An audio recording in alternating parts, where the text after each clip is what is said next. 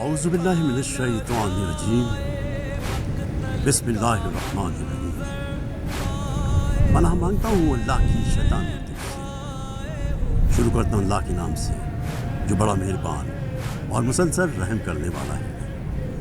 قائم T V Karachi سے آپ کا میزبان اقبال حیدر ندیم پروگرام مقتل اور درس کربلا کے ساتھ حاضر خدمت ہے اور سلام عرض کرتا ہے۔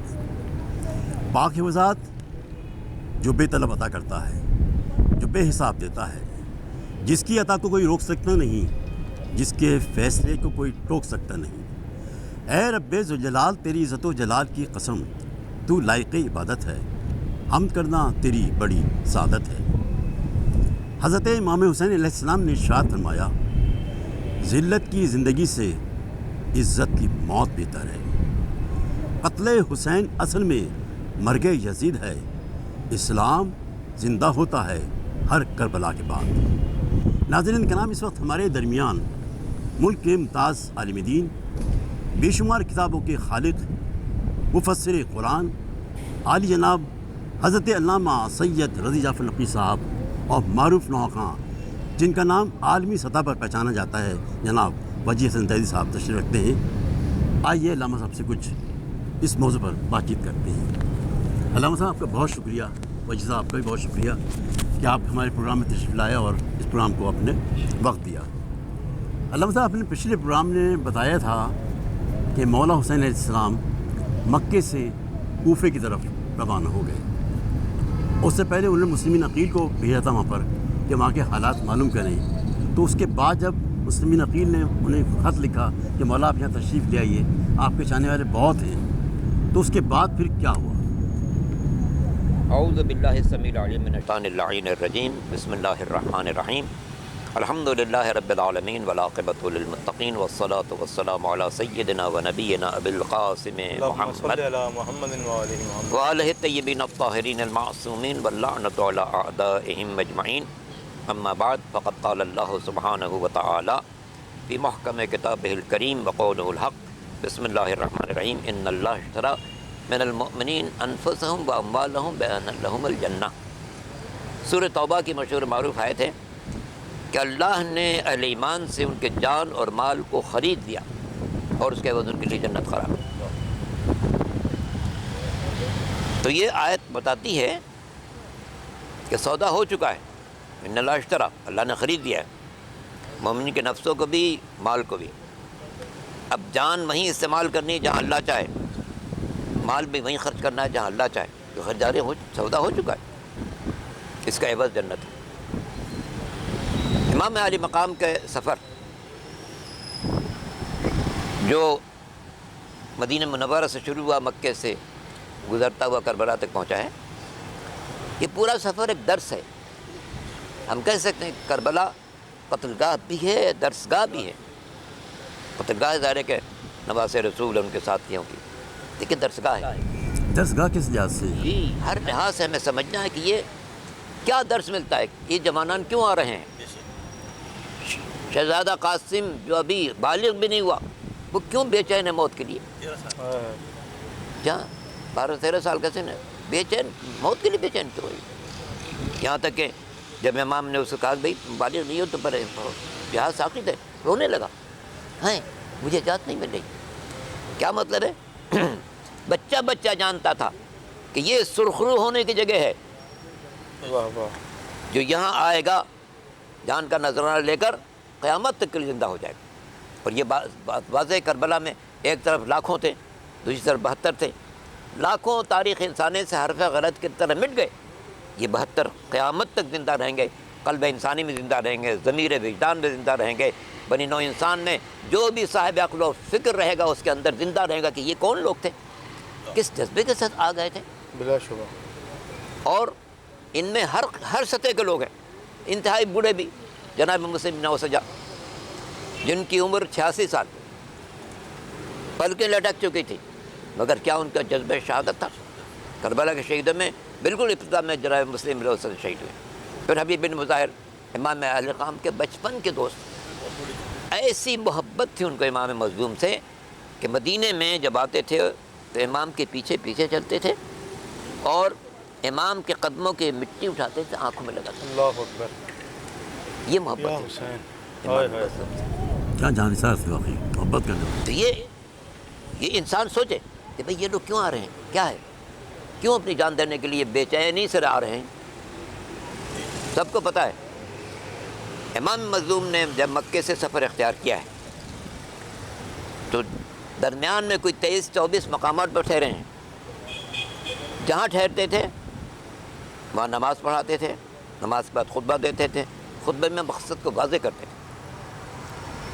بہت سے لوگ جو سمجھتے تھے بھائی نماز رسول جا رہا ہے تو کچھ دنیاوی بھی اس میں فائدے ہوں گے، امام ان کو واضح کرتے تھے خبردار کوئی کچھ نہ سوچے، میں جا رہا ہوں شہید ہونے کے لیے، جو جان کا نذرانہ پیش کرنا چاہے وہ میرے ساتھ چلے۔ امام چونکہ امام اللہ کی عطا کردہ نور سے دیکھتا ہے، تو ایک ایسے شخص کو بھی جو مسلکاً عثمانی تھا مگر امام جانتے تھے اس کے دل میں ایک نور ہے، امام نے درمیان سے اس کو اٹھایا اور حسینی قافلے میں شامل کیا اور عظیم منزل پر پہنچایا، وہ جناب ظہرقین ہے۔ جس وقت امام علی مقام مکے سے چل رہے ہیں عراق کی طرف، تو جناب ظہرقین بھی حج کے لیے آئے ہوئے تھے، یہ بھی حج کرنے کے بعد چلے۔ ظاہر کا راستہ ایک ہی ہے، جہاں امام ٹھہرتے تھے وہیں پر جناب ظہرقین بھی ٹھہرتے تھے، مگر اپنا خیمہ الگ لگاتے تھے، کیونکہ مسلکاً عثمانی تھے، اپنا خیمہ الگ لگاتے تھے۔ کچھ دور ایسی ہوتا رہا، ایک جگہ ان کا خیمہ امام کے خیمے سے تھوڑی فاصلے پر تھا، تو امام نے اپنے آدمی کو بھیجا کہ جاؤ ظہرقین کو میرے پاس بلا کر۔ اب یہ تو ممکن نہیں تھا کہ وہ امام کے بلانے پر نہ آتے، وہ آئے۔ جب آئے تو امام نے ان کے سامنے حالات کی سی تشریح پیش کی کہ ان کا نہیں بس میں آپ کے ساتھ چلوں گا۔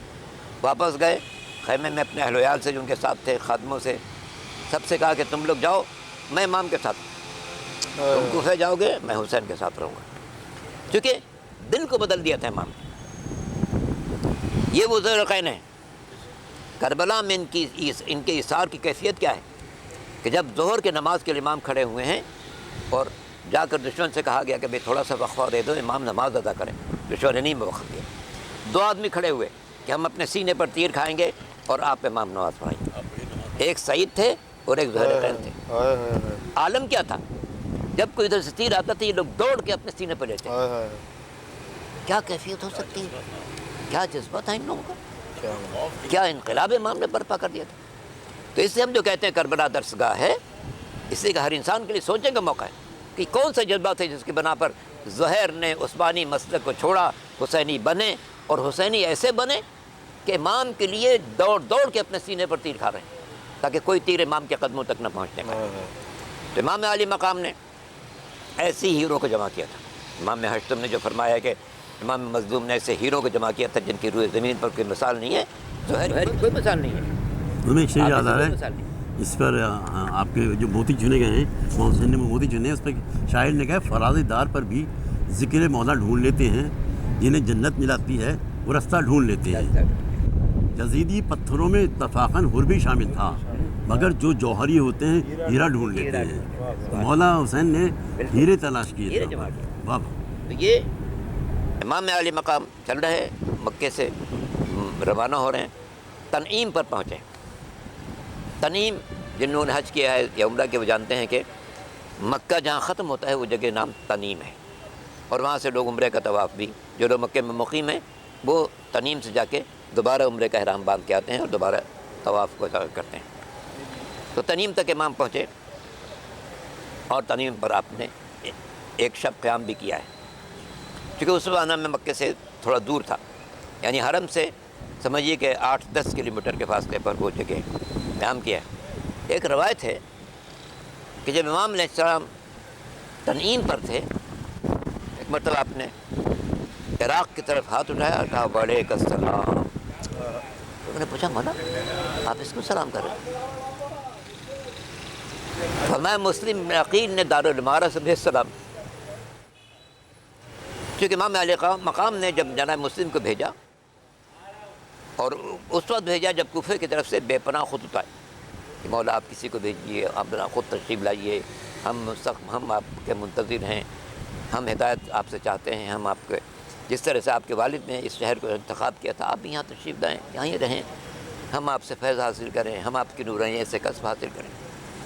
تو امام نے جناب مسلم کو بھیجا۔ جناب مسلم گئے تو بہت بڑا استقبال ہوا، مگر جب ابن زیاد دھوکہ دے کے شہر میں داخل ہو گیا اور اس نے پورے شہر میں ایک فضا خوف و ہراس کے ساتھ غفل نے اگر مائنڈ لگے اعوذ باللہ من الشیطان الرجیم بسم اللہ الرحمن الرحیم۔ پناہ مانگتا ہوں اللہ کی شیطان سے۔ شروع کرتا ہوں اللہ کے نام سے جو بڑا مہربان اور مسلسل رحم کرنے والا ہے۔ قائم ٹی وی کراچی سے آپ کا میزبان اقبال حیدر ندیم پروگرام مقتل اور درس کربلا کے ساتھ حاضر خدمت ہے اور سلام عرض کرتا ہے۔ پاک و ذات جو بے طلب عطا کرتا ہے، جو بے حساب دیتا ہے، جس کی عطا کو کوئی روک سکتا نہیں، جس کے فیصلے کو کوئی ٹوک سکتا نہیں۔ اے رب ذوالجلال تیری عزت و جلال کی قسم، تو لائق عبادت ہے، حمد کرنا تیری بڑی سعادت ہے۔ حضرت امام حسین علیہ السلام نے ارشاد فرمایا، ذلت کی زندگی سے عزت کی موت بہتر ہے۔ قتل حسین اصل میں مرگ یزید ہے، اسلام زندہ ہوتا ہے ہر کربلا کے بعد۔ ناظرین کرام، اس وقت ہمارے درمیان ملک کے ممتاز عالم دین، بے شمار کتابوں کے خالق، مفسر قرآن، عالی جناب حضرت علامہ سید رضی جعفر نقوی صاحب اور معروف نوخواں جن کا نام عالمی سطح پر پہچانا جاتا ہے، جناب وجیح حسن زیدی صاحب تشریف رکھتے ہیں۔ آئیے علامہ صاحب سے کچھ اس موضوع پر بات چیت کرتے ہیں۔ علامہ صاحب آپ کا بہت شکریہ، وجیح صاحب آپ کا بھی بہت شکریہ کہ آپ ہمارے پروگرام میں تشریف لائے اور اس پروگرام کو آپ نے وقت دیا۔ علامہ صاحب، آپ نے پچھلے پروگرام میں بتایا تھا کہ مولا حسین علیہ السلام مکے سے کوفے کی طرف روانہ ہو گئے۔ اس سے پہلے انہوں نے مسلمین عقیل کو بھیجا تھا وہاں پر کہ وہاں کے حالات معلوم کریں، تو اس کے بعد جب مسلمین عقیل نے انہیں خط لکھا کہ مولا آپ یہاں تشریف لے آئیے، آپ کے چاہنے والے بہت ہیں، تو اس کے بعد پھر کیا ہوا؟ اعوذ باللہ السمیع العلیم من الشیطان اللعین الرجیم، بسم اللہ الرحمن الرحیم، الحمد للہ رب العالمین والعاقبۃ للمتقین والصلاۃ والسلام علی سیدنا و نبینا ابی القاسم محمد وآلہ الطیبین الطاہرین المعصومین واللعنۃ علی اعدائہم اجمعین، اما بعد فقد قال اللہ سبحانہ وتعالی فی محکم کتابہ الکریم وقولہ الحق، بسم اللہ الرحمن الرحیم، ان اللہ اشتری من المؤمنین انفسہم واموالہم بان لہم الجنہ۔ سورہ توبہ کی مشہور معروف آیت ہے کہ اللہ نے اہل ایمان سے ان کے جان اور مال کو خرید لیا اور اس کے عوض ان کے لیے جنت قرار۔ تو یہ آیت بتاتی ہے کہ سودا ہو چکا ہے، ان اللہ اشتری، اللہ نے خرید لیا ہے مومن کے نفسوں کو بھی، مال کو بھی۔ اب جان وہیں استعمال کرنی ہے جہاں اللہ چاہے، مال بھی وہیں خرچ کرنا ہے جہاں اللہ چاہے، تو خریداری سودا ہو چکا ہے، اس کا عوض جنت ہے۔ امام عالی مقام کے سفر جو مدینہ منورہ سے شروع ہوا، مکے سے گزرتا ہوا کربلا تک پہنچا ہے، یہ پورا سفر ایک درس ہے۔ ہم کہہ سکتے ہیں کربلا قتل گاہ بھی ہے، درس گاہ بھی ہے۔ قتل گاہ ظاہر ہے کہ نواز رسول ان کے ساتھیوں کی، لیکن درس گاہ ہے۔ درس گاہ کس لحاظ سے؟ جی، ہر لحاظ سے ہمیں سمجھنا ہے کہ یہ کیا درس ملتا ہے، یہ جوانان کیوں آ رہے ہیں۔ شہزادہ قاسم جو ابھی بالغ بھی نہیں ہوا، وہ کیوں بے چین ہے موت کے لیے؟ جہاں 12-13 سال کا سن ہے، بے چین، موت کے لیے بے چین کیوں ہوئی؟ یہاں تک کہ جب امام نے اس کو کہا بھائی بالغ نہیں ہو تو پر جہاز ساقط ہے، رونے لگا، ہیں مجھے اجازت نہیں مل رہی۔ کیا مطلب ہے؟ بچہ بچہ جانتا تھا کہ یہ سرخرو ہونے کی جگہ ہے، جو یہاں آئے گا جان کا نذرانہ لے کر قیامت تک کے لیے زندہ ہو جائے گا۔ اور یہ بات واضح، کربلا میں ایک طرف لاکھوں تھے، دوسری طرف 72 تھے، لاکھوں تاریخ انسانی سے حرف غلط کی طرح مٹ گئے، یہ 72 قیامت تک زندہ رہیں گے، قلب انسانی میں زندہ رہیں گے، ضمیر وجدان میں زندہ رہیں گے، بنی نوع انسان میں جو بھی صاحب عقل و فکر رہے گا اس کے اندر زندہ رہے گا کہ یہ کون لوگ تھے، کس جذبے کے ساتھ آ گئے تھے. بلا شبہ. اور ان میں ہر سطح کے لوگ ہیں، انتہائی بوڑھے بھی، جناب مسلم بن اوسجا جن کی عمر 86 سال، پلکیں لٹک چکی تھی، مگر کیا ان کا جذبہ شہادت تھا. کربلا کے شہیدوں میں بالکل ابتدا میں جناب مسلم بن اوسجا شہید ہوئے. پھر حبیب بن مظاہر امام اہل قام کے بچپن کے دوست، ایسی محبت تھی ان کو امام مظلوم سے کہ مدینے میں جب آتے تھے تو امام کے پیچھے پیچھے چلتے تھے اور امام کے قدموں کی مٹی اٹھاتے تھے، آنکھوں میں لگاتے تھے. اللہ اکبر. یہ محبت یا ہے حسین. امام ہائے مظلوم سے. کیا جانثار تھے واقعی محبت کرنے والے. تو یہ انسان سوچے کہ بھئی یہ لوگ کیوں آ رہے ہیں، کیا ہے، کیوں اپنی جان دینے کے لیے بے چینی سے آ رہے ہیں. سب کو پتہ ہے امام مظلوم نے جب مکے سے سفر اختیار کیا ہے تو درمیان میں کوئی 23-24 مقامات پر ٹھہرے ہیں. جہاں ٹھہرتے تھے وہاں نماز پڑھاتے تھے، نماز کے بعد خطبہ دیتے تھے، خطبے میں مقصد کو واضح کرتے تھے. بہت سے لوگ جو سمجھتے تھے بھائی نماز رسول جا رہا ہے تو کچھ دنیاوی بھی اس میں فائدے ہوں گے. امام ان کو واضح کرتے تھے، خبردار کوئی کچھ نہ سوچے، میں جا رہا ہوں شہید ہونے کے لیے، جو جان کا نذرانہ پیش کرنا چاہے وہ میرے ساتھ چلے. امام چونکہ امام اللہ کی عطا کردہ نور سے دیکھتا ہے، تو ایک ایسے شخص کو بھی جو مسلکاً عثمانی تھا مگر امام جانتے تھے اس کے دل میں ایک نور ہے، امام نے درمیان سے اس کو اٹھایا اور حسینی قافلے میں شامل کیا اور عظیم منزل پر پہنچایا. وہ جناب ظہرقین ہے. جس وقت امام علی مقام مکے سے چل رہے ہیں عراق کی طرف تو جناب ظہرقین بھی حج کے لیے آئے ہوئے تھے. یہ بھی حج کرنے کے بعد چلے. ظاہر کا راستہ ایک ہی ہے، جہاں امام ٹھہرتے تھے وہیں پر جناب ظہرقین بھی ٹھہرتے تھے، مگر اپنا خیمہ الگ لگاتے تھے کیونکہ مسلکاً عثمانی تھے، اپنا خیمہ الگ لگاتے تھے. کچھ دور ایسی ہوتا رہا، ایک جگہ ان کا خیمہ امام کے خیمے سے تھوڑی فاصلے پر تھا. تو امام نے اپنے آدمی کو بھیجا کہ جاؤ ظہرقین کو میرے پاس بلا کے. اب یہ تو ممکن نہیں تھا کہ وہ امام کے بلانے پر نہ آتے. وہ آئے، جب آئے تو امام نے ان کے سامنے حالات کی سی تشریح پیش کی کہ ان کا نہیں بس میں آپ کے ساتھ چلوں گا. واپس گئے خیمے میں اپنے اہل و عیال سے جو ان کے ساتھ تھے، خادموں سے، سب سے کہا کہ تم لوگ جاؤ، میں امام کے ساتھ، تم کوفہ جاؤ گے، میں حسین کے ساتھ رہوں گا. چونکہ دل کو بدل دیا تھا امام نے. یہ وہ ظہرقین ہیں. کربلا میں ان کے اثار کی کیفیت کیا ہے کہ جب ظہر کے نماز کے لیے امام کھڑے ہوئے ہیں اور جا کر دشمن سے کہا گیا کہ بھئی تھوڑا سا وقفہ دے دو، امام نماز ادا کریں. دشمن نے نہیں وقت دیا. 2 آدمی کھڑے ہوئے کہ ہم اپنے سینے پر تیر کھائیں گے اور آپ امام نماز پڑھائیں گے. ایک سعید تھے اور ایک ظہرقین تھے. عالم کیا تھا، جب کوئی ادھر سے تیر آتا تھا یہ لوگ دوڑ کے اپنے سینے پہ لیتے. کیا کیفیت ہو سکتی ہے، کیا جذبہ تھا ان لوگوں کا، کیا انقلاب امام نے برپا کر دیا تھا. تو اس سے ہم جو کہتے ہیں کربلا درسگاہ ہے، اس لیے کہ ہر انسان کے لیے سوچنے کا موقع ہے کہ کون سا جذبہ تھا جس کی بنا پر ظہر نے عثمانی مسلک کو چھوڑا، حسینی بنے، اور حسینی ایسے بنے کہ امام کے لیے دوڑ دوڑ کے اپنے سینے پر تیر کھا رہے ہیں تاکہ کوئی تیر امام کے قدموں تک نہ پہنچنے پائے. تو امام علی مقام نے ایسی ہیرو کو جمع کیا تھا. امام حشتم نے جو فرمایا ہے کہ امام مظلوم نے ایسے ہیرو کو جمع کیا تھا جن کی روئے زمین پر کوئی مثال نہیں ہے. ظہر کی کوئی مثال نہیں ہے. تمہیں ایک شعر یاد آ رہا ہے اس پر، آپ کے جو موتی چنے گئے ہیں، محمد حسین نے موتی چنے ہیں، اس پہ شاعر نے کہا فراز دار پر بھی ذکر مولا ڈھونڈ لیتے ہیں، جنہیں جنت ملاتی ہے وہ رستہ ڈھونڈ لیتے ہیں. یزیدی پتھروں میں اتفاقاً حر بھی شامل تھا، مگر جو جوہری ہوتے ہیں ہیرا ڈھونڈ لیتے ہیں. مولا حسین نے ہیرے تلاش کیے تھے. واہ. تو یہ امام علی مقام چل رہے ہیں، مکے سے روانہ ہو رہے ہیں، تنعیم پر پہنچے.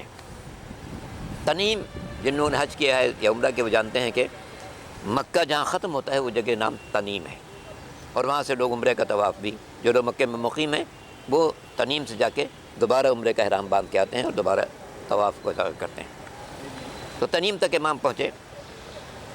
اور تنعیم پر آپ نے ایک شب قیام بھی کیا ہے، کیونکہ اس زمانہ میں مکے سے تھوڑا دور تھا، یعنی حرم سے سمجھیے کہ 8-10 کلومیٹر کے فاصلے پر وہ جگہ قیام کیا ہے۔ ایک روایت ہے کہ جب امام علیہ السلام تنعیم پر تھے، ایک مرتبہ آپ نے عراق کی طرف ہاتھ اٹھایا اور کہا وعلیکم السلام۔ تو میں نے پوچھا مولا آپ اس کو سلام کر رہے ہیں؟ فرمایا مسلم عقیل نے دارالامارہ سے السلام، کیونکہ امام علیہ مقام نے جب جناب مسلم کو بھیجا، اور اس وقت بھیجا جب کوفے کی طرف سے بے پناہ خطوط آئے کہ مولا آپ کسی کو بھیجیے، آپ خود تشریف لائیے، ہم آپ کے منتظر ہیں، ہم ہدایت آپ سے چاہتے ہیں، ہم آپ کے جس طرح سے آپ کے والد نے اس شہر کو انتخاب کیا تھا آپ بھی یہاں تشریف لائیں، یہاں ہی رہیں، ہم آپ سے فیض حاصل کریں، ہم آپ کی نورانیت سے کسب حاصل کریں۔ تو امام نے جناب مسلم کو بھیجا، جناب مسلم گئے تو بہت بڑا استقبال ہوا، مگر جب ابن زیاد دھوکہ دے کے شہر میں داخل ہو گیا اور اس نے پورے شہر میں ایک فضا خوف و ہراس کے ساتھ وقفہ لے لیں اگر مائنڈ نہ کریں۔ ناظرین وقفہ چھوڑیں بریک کا، ملتے ہیں وقفے کے بعد۔ ہماری گفتگو وہیں سے شروع ہو رہی ہے جہاں سے ٹوٹی تھی۔ اقبال ارشاد فرما رہے تھے، میں عرض کر رہا تھا کہ امام چلے ہیں مکے سے کربلا کی طرف، عراق کی طرف، تو 23-24 مقامات پر ٹھہرے ہیں، نماز پڑھاتے تھے، خطبہ دیتے تھے، تاکہ لوگوں پر واضح ہو جائے کہ نواز رسول کیوں جا رہا ہے، کیا مقصد ہے، کون سا ایسی مہم ہے، کون سا ایسا مرحلہ پیش ہے جس کی خاطر نواز رسول گھر چھوڑ کے بال بچوں کے ساتھ جا رہا ہے۔ اچھا کچھ لوگ شامل بھی ہوتے ہیں قافلے میں؟ تو بہت سے لوگ قافلے میں شامل ہوتے تھے۔ امام کہتے دیکھو خبردار کوئی دنیا کی طلب میرے ساتھ نہ آئے، جس کو سر کٹانا ہو وہ آ سکتا ہے، اس لیے جو لوگ دنیاوی طلب میں آتے تھے وہ چھٹ جاتے تھے۔ امام کا قافلہ آگے بڑھتا جا رہا، یہاں تک کہ آپ وہاں پہنچے جہاں سے 2 راستے چلتے ہیں، ایک راستہ کربلا جاتا ہے، ایک راستہ کوفے جا رہا ہے۔ امام نے دیکھا کوفے کی طرف سے کچھ لوگ آ رہے ہیں، امام نے ساتھیوں میں سے کسی کہا جاؤ ان کو بلا کے لاؤ، 2 آدمی تھے، کہا ان کو بلا کے لاؤ۔ وہ لوگ آئے تو امام نے اسے فرمایا کہ بھائی تم لوگ کوفے سے آ رہے ہو؟ جی۔ کیا حالت ہے؟ کہا مولا بیان نہیں کر سکتے۔ امام نے حکم دیا نہیں مجھے بتاؤ۔ انہوں نے ادھر دیکھا کیا ان لوگوں کے سامنے بیان کروں یا اکیلے میں بیان کروں؟ کہا نہیں سب کے سامنے بیان کروں، یہ سب ان میں کوئی ایسا نہیں کسی کو ہٹانا ہو۔ کہنے مولا ہم نے کوفے کو اس حالت میں دیکھا ہے، مسلم کا سر دارالامارہ پر آویزہ تھا، پیروں میں رسی باندھ کر گلیوں میں کھینچا جا رہا، لاشوں کھینچا جا رہا۔ امام یہ بات سنی تو قافلے کے اندر مسلم کی بچی بھی موجود تھی۔ امام نے بچی کو بلایا اپنے پاس، جو بھانجی بھی تھی، جناب زینب سے کہا کہ دیکھو فلاں جگہ پر 2 گوشوارے رکھے ہوں گے، ان کو لے آؤ۔ جناب زینب نے گوشوارے پیش کیے، امام عالی مقام اس بچی کے سر پر ہاتھ پھیرتے جا رہے ہیں، گوشوارے پہنا رہے ہیں۔ جب اس نے سلوک دیکھا کہ آج غیر معمولی طور پہ امام میرے ساتھ شفقت کر رہے ہیں، کہنے لگی آقا آپ تو میرے ساتھ ویسا سلوک کریں جیسا آپ یتیموں کے ساتھ کرتے ہیں۔ امام نے فرمایا کہ بیٹی آج سے مجھے اپنے باپ کی جگہ سمجھتا ہوں، میرا دل چاہتا ہے عرض کروں اے مسلم کی بیٹی آپ بڑی خوش قسمت ہے کہ جب باپ کی شہادت کی خبر ملی تو امام جیسا مہربان موجود تھا، جس نے کانوں میں گوشوارے پہنائے، سر پر شفقت پھیرا۔ مگر ہائے کربلا، جہاں پر جناب سکینہ جب بابا کے سر کو نوکے نیزہ پر دیکھ رہی تھی، خیموں میں آگ لگائی جا رہی تھی، ظالموں کے تماچوں کا سامنا کرنا پڑ رہا تھا، وہاں امام نے گوشوارے پہنائے تھے، وہاں ظالم نے اسی طرح سے گوشوارے کھینچے کہ بچی کے کانوں سے خون جاری۔ غش اٹھو سکینہ جان، دیکھو بابا کا سر آ گیا ہے۔ غش اٹھو سکینہ جان، دیکھو بابا کا سر آ گیا ہے۔ کھل رہا ہے در زندان،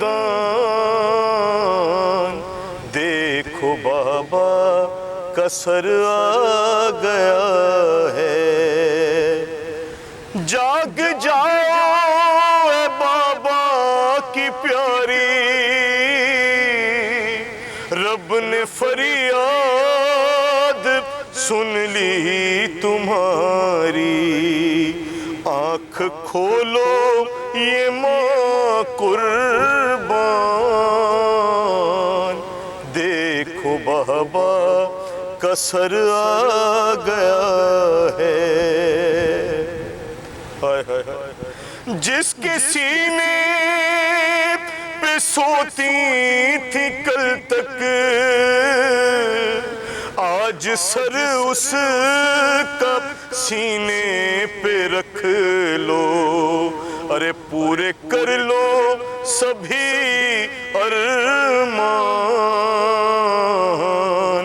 دیکھو بابا کا سر آ گیا ہے۔ تم اگر روئی اے شاہزادی